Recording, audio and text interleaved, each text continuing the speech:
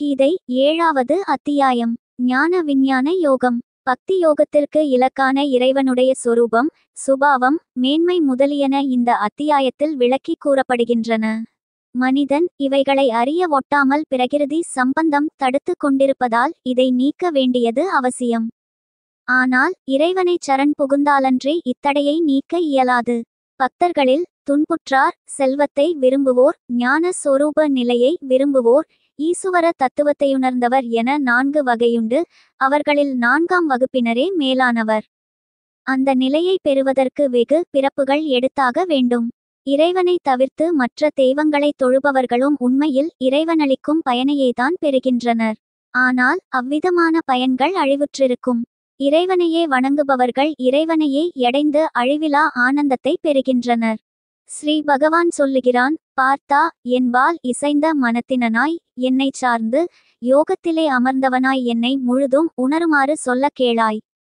ஞானத்தையும் விஞ்ஞானத்தையும் சம்பூரணமாக உனக்குச் சொல்லுகிறேன். இதை அறிந்தால் பிறகு நீ அறிய வேண்டியது மிச்சமொன்றுமில்லை. பல்லாயிர மனிதரில் ஒருவன் சித்தி பெற முயல்கிறான்.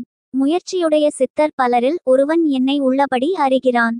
மண், நீர், தீ, காற்று, வான், மனம், மதி, அகங்காரம் இவ்வெட்டு வகையாக என் இயற்கை பிரிந்து தோன்றுகிறது. இது என் கீழியற்கை.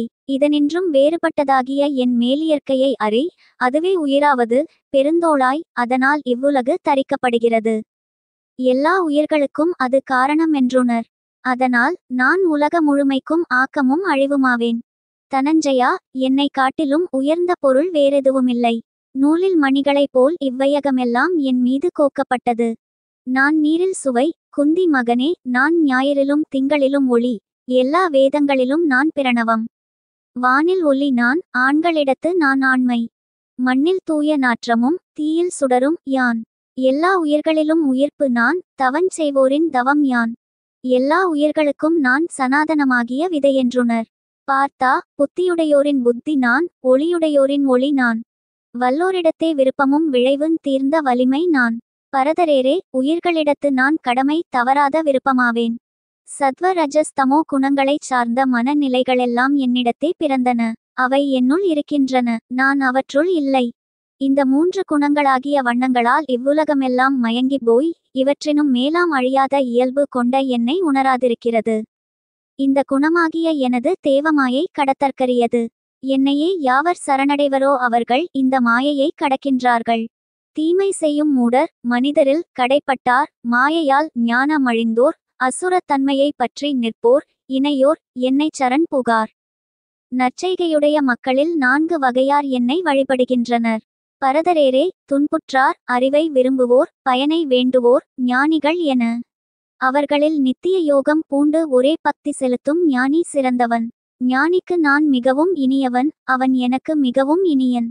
மேற்சொல்லிய யாவரும் நல்லாரே, எனினும் ஞானியை நான் யானாகவே கொண்டுள்ளேன். அவன் யோகத்தில் இசைந்து உத்தம கதியாகிய என்னை கடைப்பிடித்து நிற்கிறான். பல பிறவிகளின் இறுதியில் ஞானவான், எல்லாம் வாசுதேவனே என்று கருதி என்னை அடைக்கலமாக பற்றுகிறான்.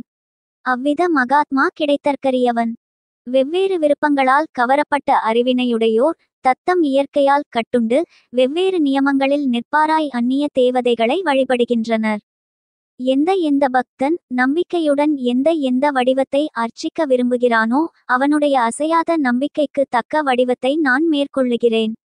அவன் அந்த நம்பிக்கையுடன் கலந்து அவ்வடிவத்தை ஆராதித்து வேண்டுகிறான். அதனின்றும் தான் விரும்பியனவற்றை எய்துகிறான்.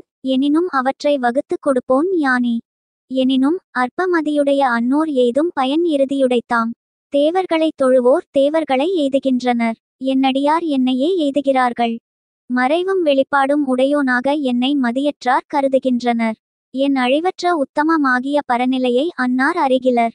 எல்லாவற்றுக்கும் ஒளியாகிய என்னை யோக மாயை சூழ்வதில்லை. பிறப்பும் கேட்டுமற்ற என்னை மூடவுலகம் அறியவில்லை. சென்ற, நிகழ்வன, வருவன ஆகிய உயிர்களையெல்லாம் நானறிவேன். என்னை அறிந்தோர் எவருமிலர். விருப்பத்தாலும் பகைமையாலும் எழுந்த இருமைகளின் மயக்கத்தால் பாரதா, எல்லா உயிர்களும் மயங்கி விடுகின்றன. பகைவரைச் சுடுவோய். எந்த ஜனங்கள் பாவன் தீர்ந்து புண்ணிய செயல்கள் செய்கின்றனரோ அவர்கள் இருமைகளின் மயக்கன் தீர்ந்து திடவிரதமுடையோராய் என்னை வழிபடுகின்றனர். மூப்பினின்றும் மரணத்தினின்றும் விடுபடுமாறு என்னை வழிபட்டு முயற்சி செய்வோர் அது என்ற பிரமத்தை உணர்வார். ஆத்ஞான முழுதையும் உணர்வார். செய்கையனைத்தையும் உணர்வார். பூத ஞானம், தேவ ஞானம், யாக ஞானம் இவற்றுடன் என்னை யாவர் இறுதி காலத்திலேனும் அறிவாரோ யோகத்தில் பொருந்திய சித்தமுடைய அன்னாரே அறிஞர்.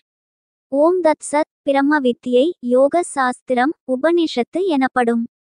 ஸ்ரீமத் பகவத்கீதையாகிய ஸ்ரீ கிருஷ்ணனுக்கும் அர்ஜுனனுக்கும் இடையே நிகழ்ந்த உரையாடலில் ஞான விஞ்ஞான யோகம் என பெயர் படைத்த 7ஆம் அத்தியாயம் நிறைவுற்றது.